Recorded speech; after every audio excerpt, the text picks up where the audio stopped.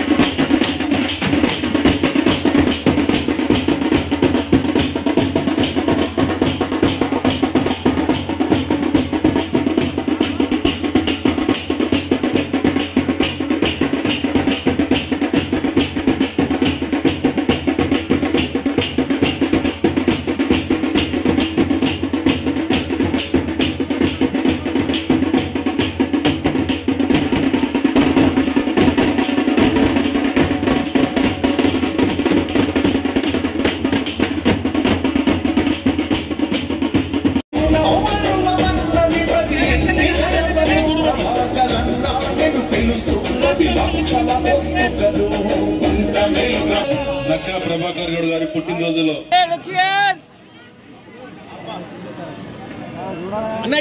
Prabhakar లేచాలి.